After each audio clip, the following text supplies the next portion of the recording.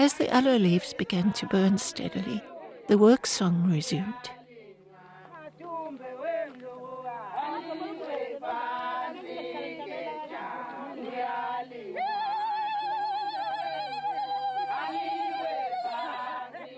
Though the potters normally worked separately, the firing of pots was a communal event. Everyone gathered round. It felt like a celebration.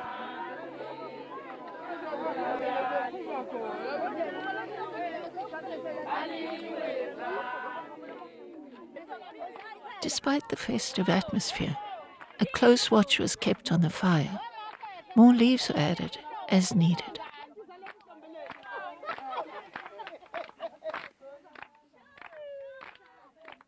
Observed by their proud moms, and apparently delighted to have an audience, the children demonstrated traditional dance moves.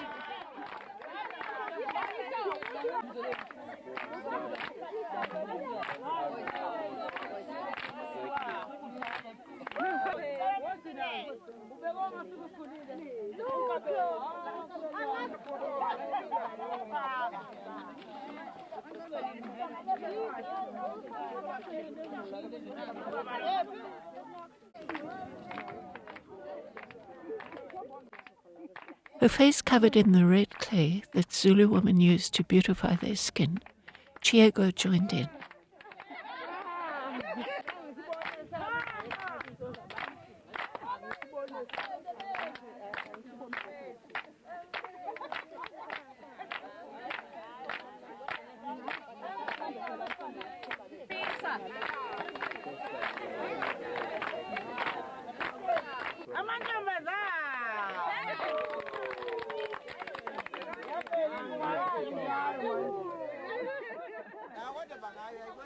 As the fire progressed, one of the retainer trunks rolled outwards.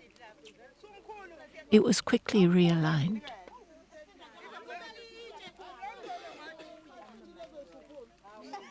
Unburned trunks, left over from previous firings, were used for extra support.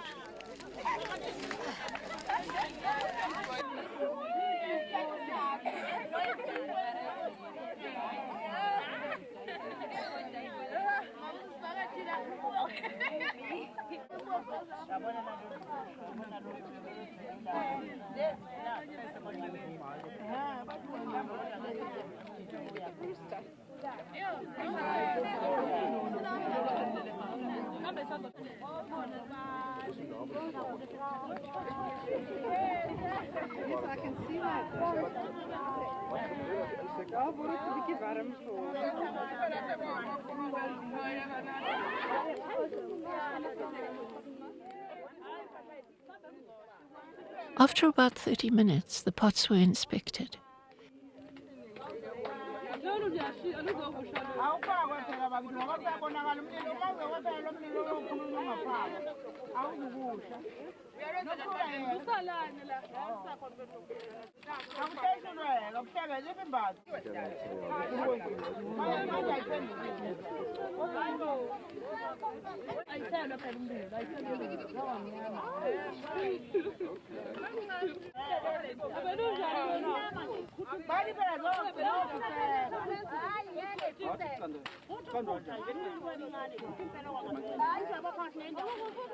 It was decided that more leaves were needed to extend the firing period.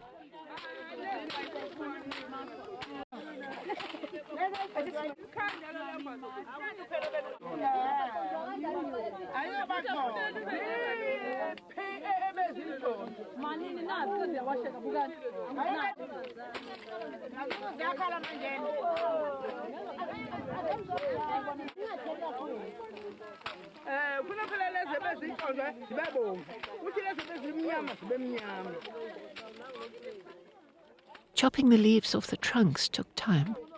Everyone pitched in, including Michael.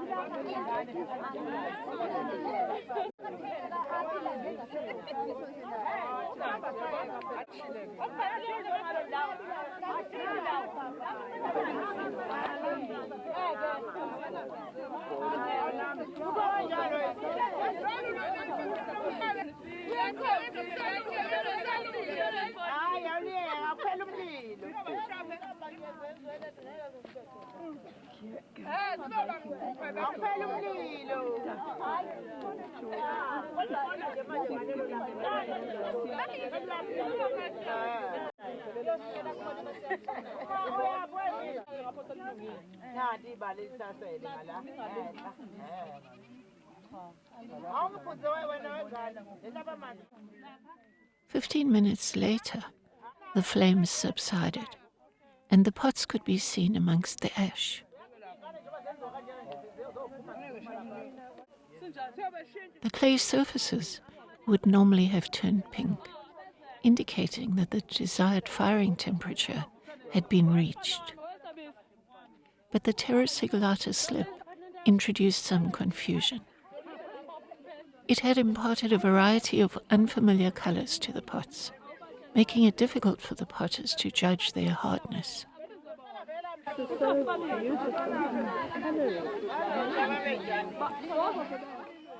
The pots were carefully removed from the ashes with long sticks.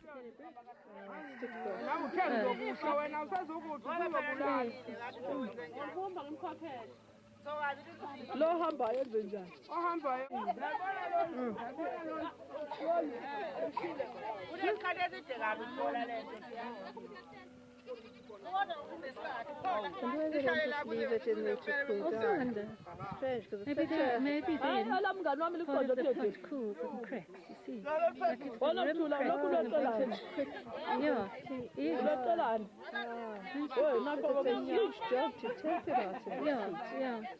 But I bet you if you just left them in there, the tops will cool and they'll crack around. Wish I could understand that. It's just such a handicap. Yeah.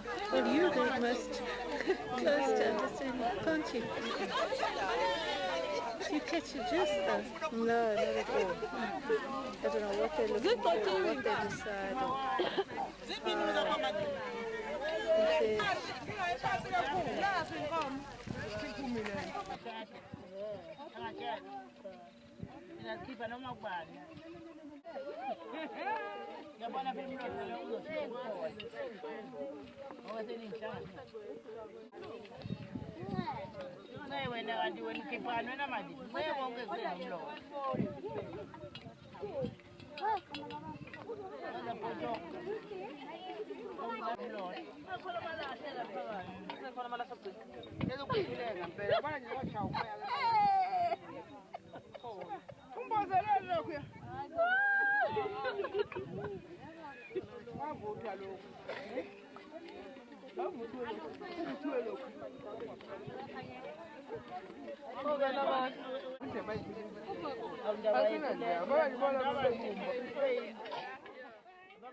As they cooled, the pots were tapped lightly to check for cracks. A cracked pot would emit a dull sound.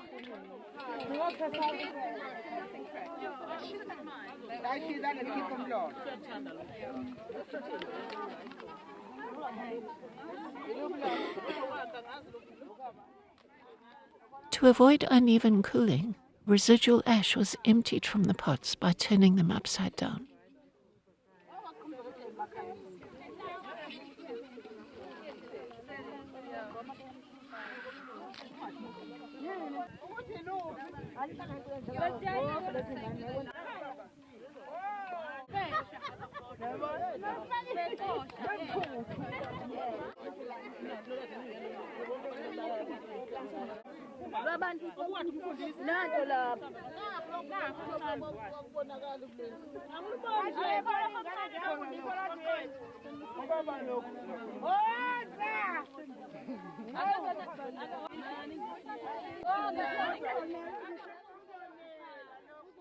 Once cool, the pots were carried back up to the work area.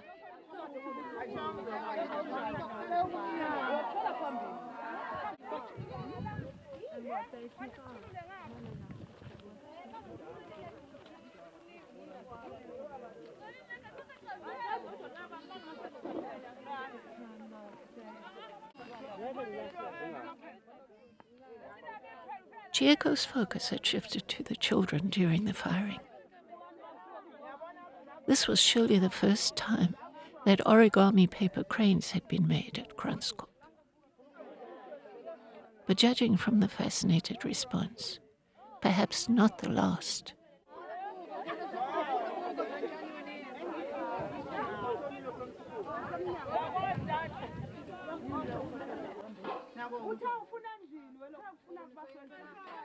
Pieces of hardwood were collected from the cooking hearth to be used in the second firing. Blackening the surface with the second firing is an important part of the beerware tradition. Pots made for the non-traditional collector's market did not receive a second firing. Though some were black, many were left brown. Their deep turn and shine were the product of buffing with shoe polish or candle wax.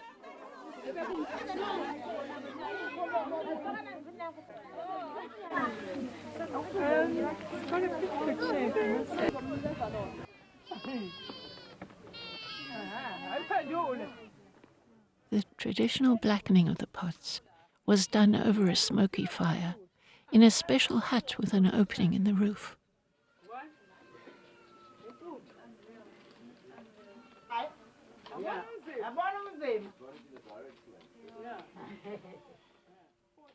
I was privileged to be allowed in with the camera while the rest of the group waited outside.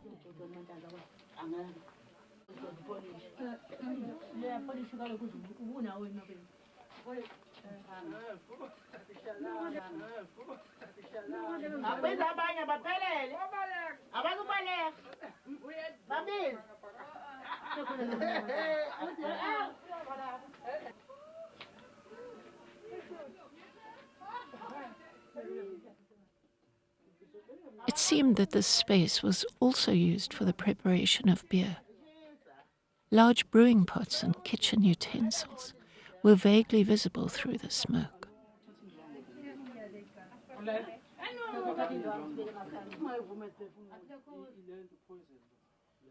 Pots were carefully rotated on iron tripods placed within a clay hearth to allow the smoke from the fire to carbonize their surface.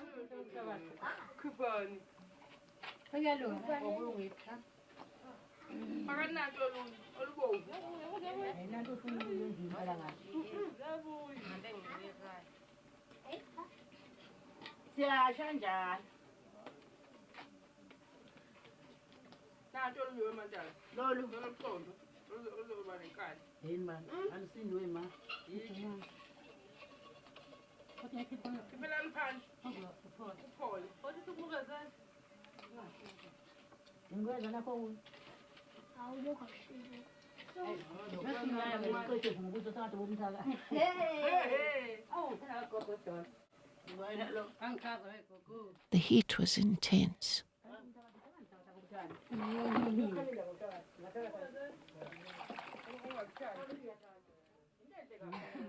To my regret, I do not have the names of the individual potters. Through the smoke, Beulah's gracious instructor silently demonstrated the way a large beer pot would be carried.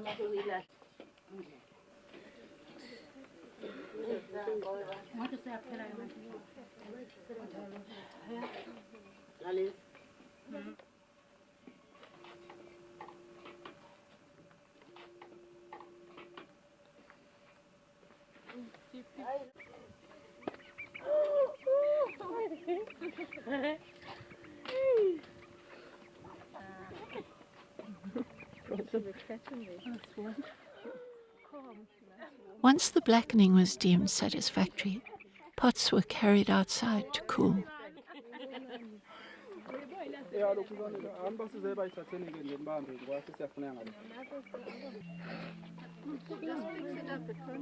the noise? An aeroplane. Is it a solar panel? No, I think that when you polish them up, they're going to It's going to be quite nice, especially the light ones. It was getting late, but Sue asked Mama Esther to demonstrate the final stage in the making of utilitarian beerware, the sealing and polishing of the porous surface with animal fat.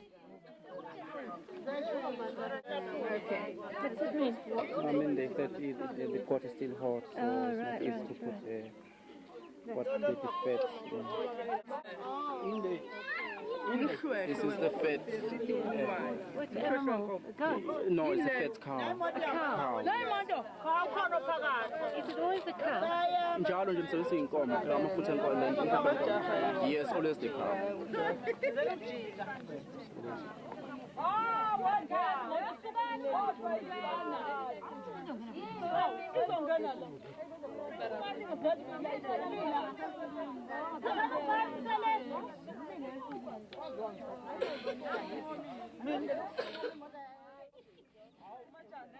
No longer porous, the sealed surface of the pots that had been treated with Terra sigillata slip resisted the fat, remaining matte, but some developed a slight crackle. Very beautiful, actually, don't they? They look different. Despite the initial disappointment, their fire-clouded, non-traditional surfaces actually look quite beautiful. They reminded me of the grey-tinged Nestanala piece we had been shown at the museum. Perhaps we had inadvertently solved its mystery. It almost gives it like a rocky glaze crackle.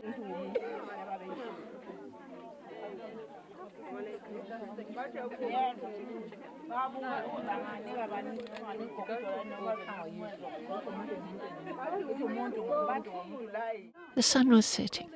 It was time to conclude our visit.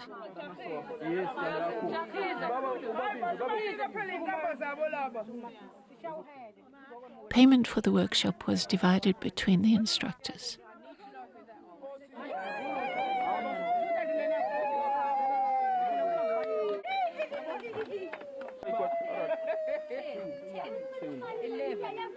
Then those two.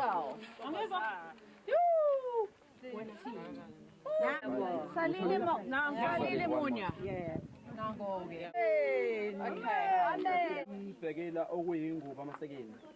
Kusho ukubonga nje utheneni basizile kubafana. Sizonika uEsther bese nihlukanisela nonke nithonto elinganayo akithi. Nonke. Mawuthola kwengane noma ukuthi ishethe lodwa 1 noma ba nonke. Amen. Yebo kodwa soyinika uEsther. We had also brought some gifts. Sue had advised that clothes were always welcome, and balls for the children.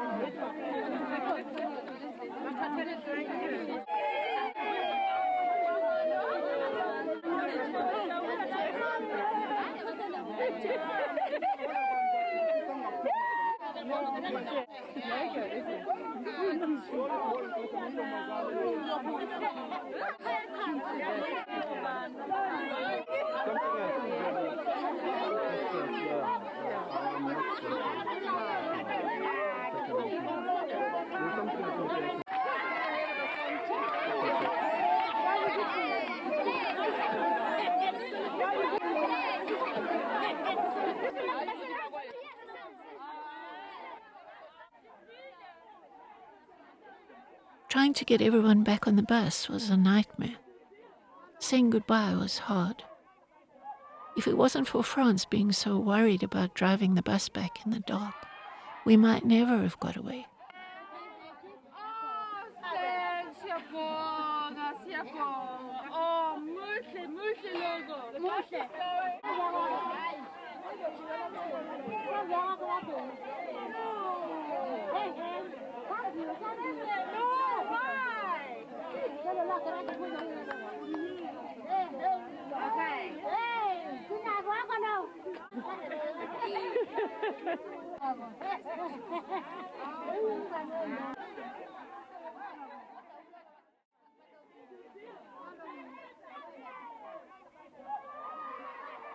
I took a last look inside the workspace. You could still feel the energy.